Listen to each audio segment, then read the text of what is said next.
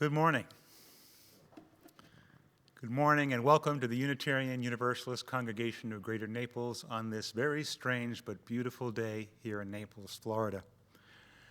It seems very strange not to have to ring a bell to get you all to come to attention, but it's great to have you there. It's great to be with you, and I hope in the coming days and weeks we can meet more and more regularly, either online or on chat rooms or in person over the phone. Many things that are on our usual blue sheet, of course, have been canceled due to the virus, and we're all sort of wondering what's next. You should know that our building is really closed to use for the time being. Further information about that will be coming from the board and from the facilities committee soon. As I said, most of the events that have been planned are either canceled or postponed or have a little stay tuned next to them on the calendar. What is important for you to know is that in 2 weeks we have our annual meeting scheduled, and we are going to try very hard to make that work in a virtual fashion, so that we're looking for any and all of you to be able to be online much in a situation like this, but maybe over a Zoom chat, and being able to vote on those things that are important. Our budget, there are some bylaw changes, and of course the election of our new officers, both to the board and to the endowment. So stay tuned for that. Plan on next 2 Sundays from now, the 29th, to be available for our annual meeting. More details to come. As I said, it's a very strange and interesting time. I know that everyone is a little anxious, a little concerned, a little uneasy. So today in worship, we'll try to center ourselves to be together in a very familiar format. Maybe no singing, but everything else should be familiar. So without any further ado, we're glad you're here. Welcome, and let's settle into our time of worship with this morning's prelude.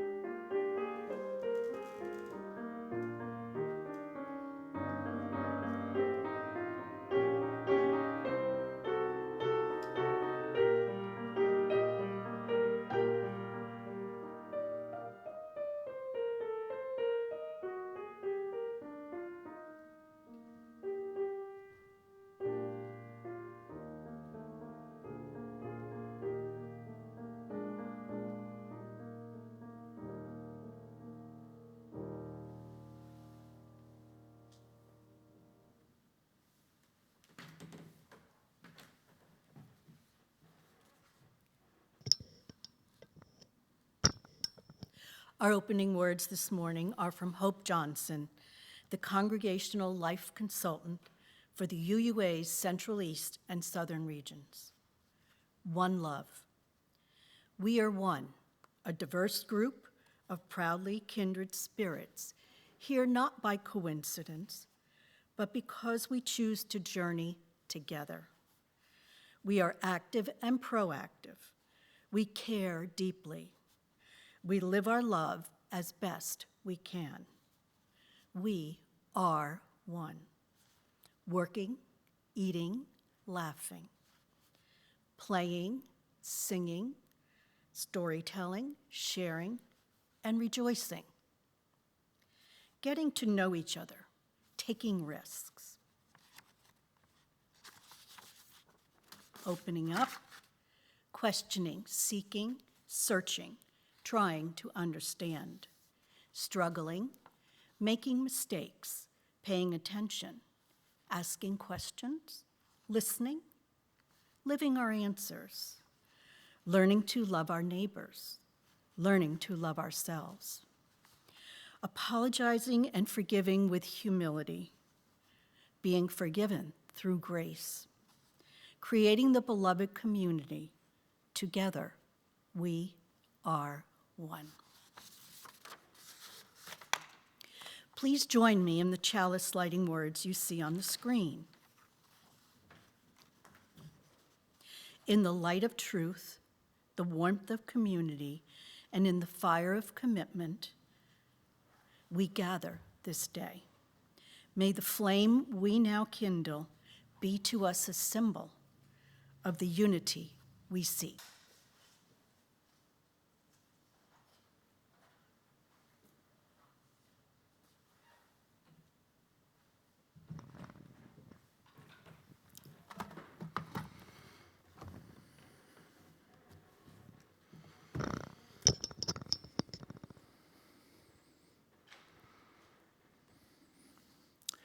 In the winter of my senior year in high school, it had been a really tough one. It had been snowing a lot, then it rained a little, then it froze, and then it snowed some more, and froze some more. It was a mess. And by the time we got looking forward to our February school vacation that was scheduled for the third week of the month to coincide with President's Day weekend, we were really ready. We trudged through the first week of the month, that long month of February. But on the second Monday, as we sat there in class, it began to snow again. And we looked out the window and wondered, and sure enough, we didn't know at the time, but we weren't to get back to school until the third day of March. We had a total of 6 days of school that February. And if you told us beforehand that we'd only have 6 days, we probably would have all jumped for joy. But it did get a bit wearing. Now, I wouldn't necessarily compare our 3 weeks of isolation due to the snow to the experience that we're going through right now. But I do remember how quickly cabin fever set in. And all that time that we weren't shoveling, trying to figure out how to connect with friends, either by trudging a few miles through the snow or being on the phone a lot, which was mostly the latter. Today we're facing a crisis of much bigger proportions, and we don't really even know what the proportions will be. We're worried about the health and well-being of so many people, both locally and nationally and globally. And we hold them in our hearts. And we hold ourselves, this community, in our hearts and minds. We will be isolated. We'll be concerned about our own health and the health of friends and loved ones near and far. And while we won't have any snow to shovel, at least not here in Naples, we'll need to figure out how to navigate this month or more of time spent in isolation, both mentally and physically. And perhaps what we really need to do is give up a little bit of our false sense of control. Maybe this will help. That sense of control that really keeps us from a lot of things. As the author Willa Cather wrote, there are some things you best learn in calm and some in storm. So let's try to figure out the best way to move through these strange and stormy times, staying together even when we can't be together in person.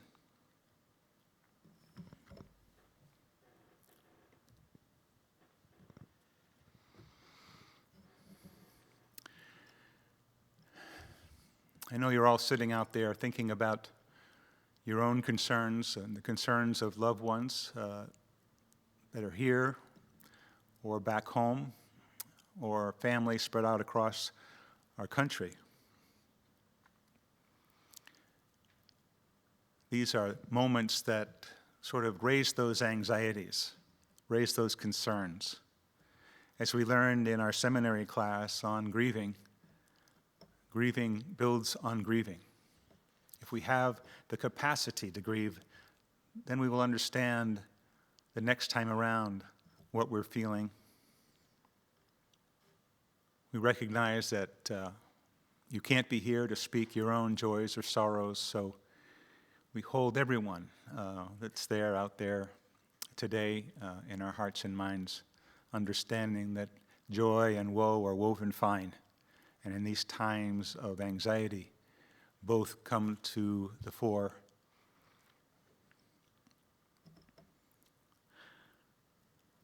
I want to share with you as our meditation this morning a powerful poem that was written just this past Wednesday by the Reverend Lynn Unger, who serves our Church of the Larger Fellowship as its Director of Religious Education and also as editor of their monthly publication, The Quest. The title of this poem is Pandemic. So take a deep breath, relax wherever you are, and hear these words.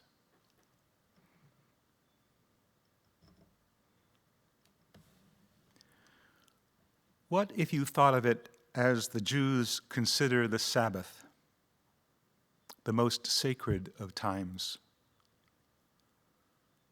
Cease from travel, cease from buying and selling, give up, just for now, on trying to make the world different than it is. Sing, pray, touch only those to whom you commit your life. Center down. And when your body has become still, reach out with your heart. Know that we are connected in ways that are terrifying and beautiful. You could hardly deny it now. Know that our lives are in one another's hands. Surely, that has come clear. Do not reach out your hands. Reach out your heart. Reach out your words. Reach out all the tendrils of compassion that move invisibly where we cannot touch. Promise this world your love, for better or worse, in sickness and in health, so long as we all shall live. Let's take some time together in silence.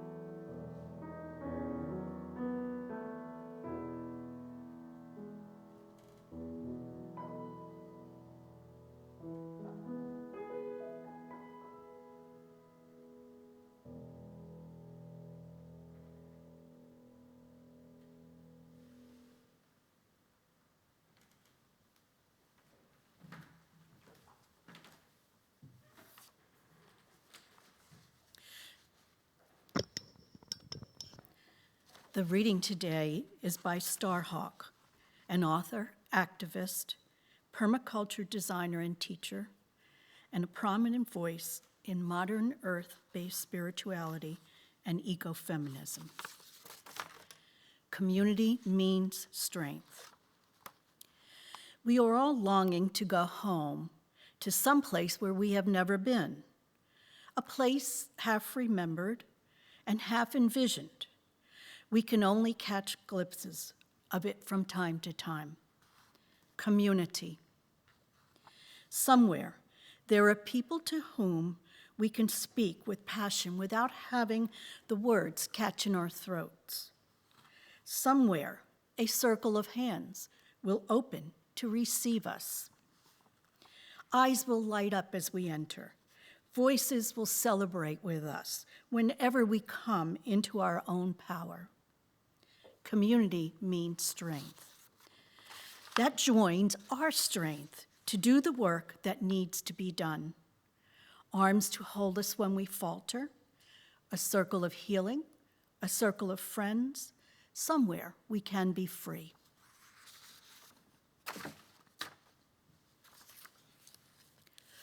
Our offering today for the ongoing mission of this wonderful congregation will have to be somewhat on the honor system. We ask that you go to our website at www.uunaples.org and click the donate button on top right-hand side of the home page. Then just follow the instructions. You can do this in a separate browser page while Lan plays a beautiful piece by Brahms, or you can wait until after the service and do it then.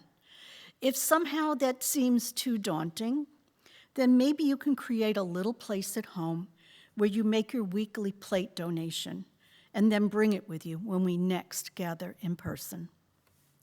Any way you do it, we hope you'll think about the ways in which this congregation enriches you and feeds your generous spirit.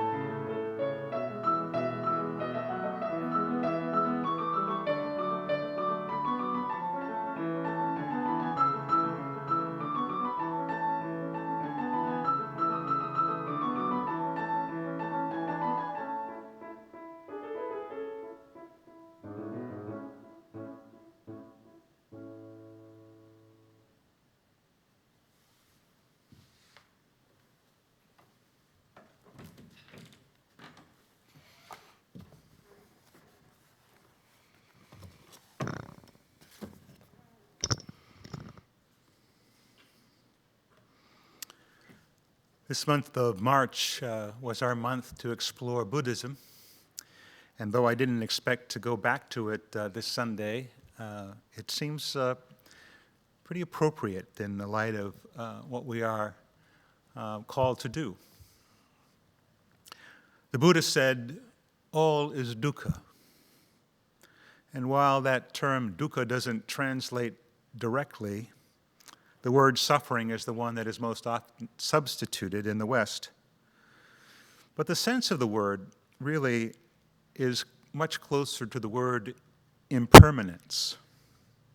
And the idea of impermanence is at the core of the Buddhist teachings. Everything is impermanent. Nothing is forever. Thinking about our situation here locally and nationally, across the country, across the globe, we've been all caught up short, looking around, trying to figure out what's happening. What's all this about? Why is everybody taking toilet paper off the shelves of the grocery store? How are we supposed to respond to this crisis? What can we do to regain some semblance of control? But one of the things that we suffer from, according to the Buddhists, is a belief that we can control our world, our environment, our lives. The Buddhist way is to accept impermanence to the point where we no longer struggle against it. The teachings are geared to set us free from a limited way of relating to the world, and we are encouraged to try and relax gradually, gracefully, and simply fully into the ordinary, positive reality that things always change despite our best efforts. My grandmother loved the old saying that the one unchangeable certainty is that nothing is certain or unchangeable.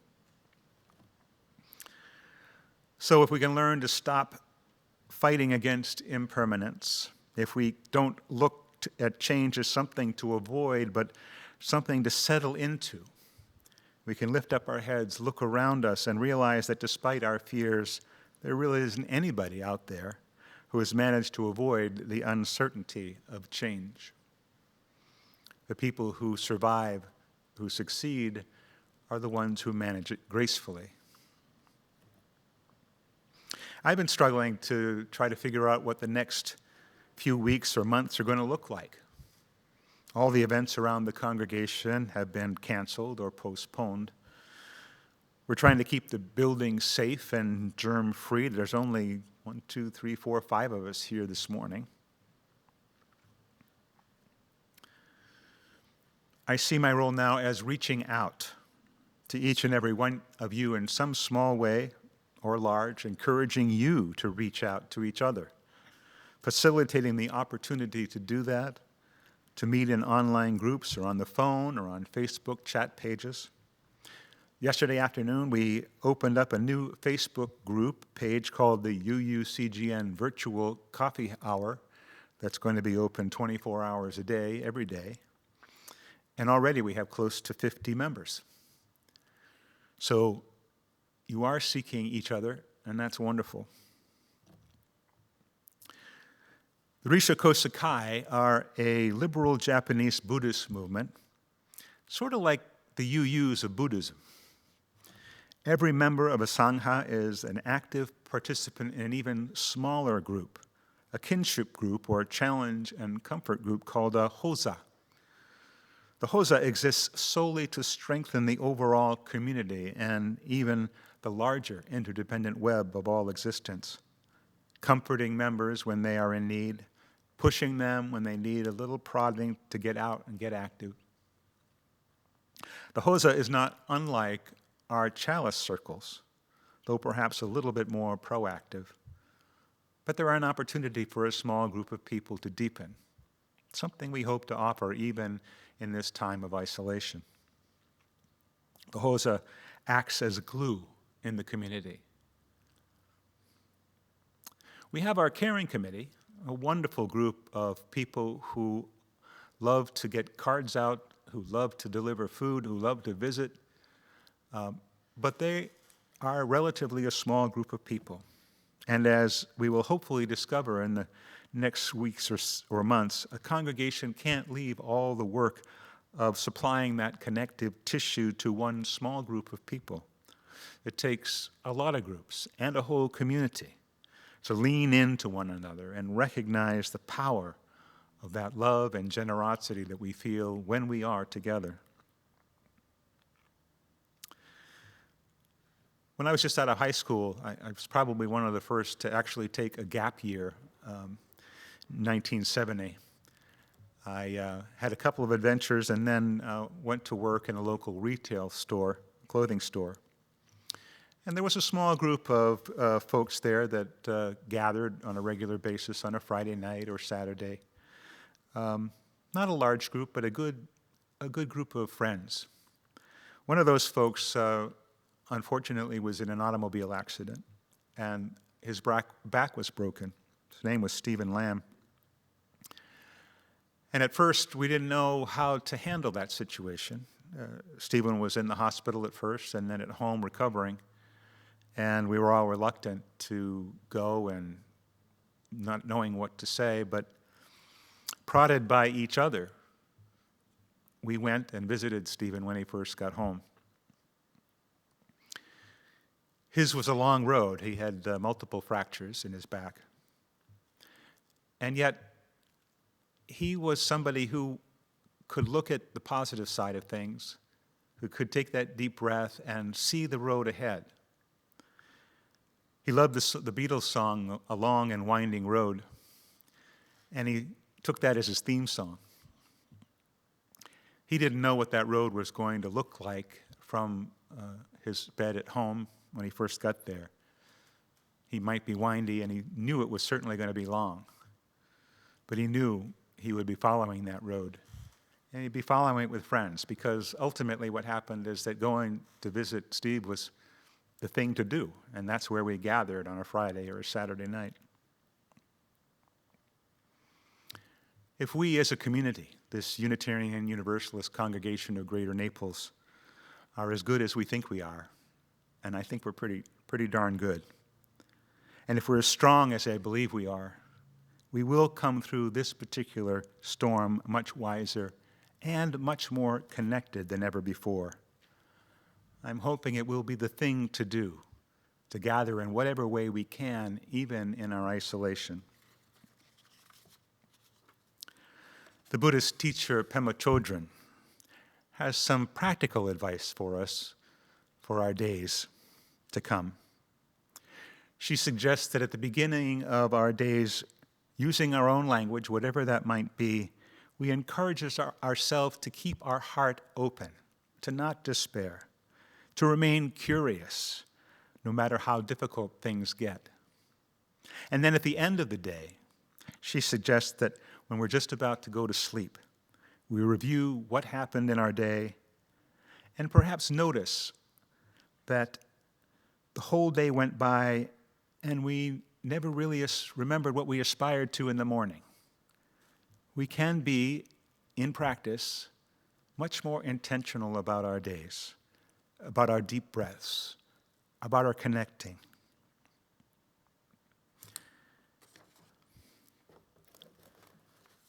We have so much to give one another in this time, and I hope we can connect through this medium more than maybe just on Sunday mornings. I find it pretty remarkable we can do this. And it does feel a little eerie without you here, though Marion and Bill are here, and Lan is here, and Bob is there in the back room. We look forward to that time we can gather together. But until that time, let me close with these words from Elizabeth Tarbox, one of our ministers. And so I say that ours is a story of faith and hope and love.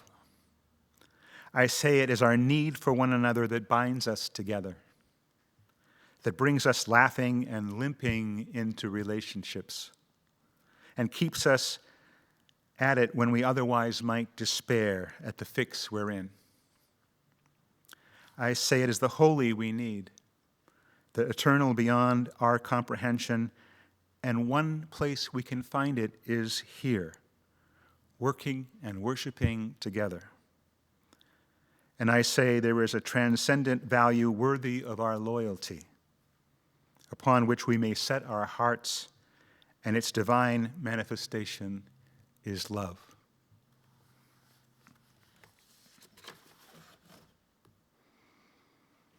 Since many of us are not going out into the world these days, I'll offer some different words in benediction. These by the author Jamie Twarkowski, written just this past week. Conversations will not be canceled. Relationships will not be canceled. Love will not be canceled. Reading will not be canceled. Self-care will not be canceled. Hope will not be canceled. May we lean into the good stuff that remains. We will be in touch.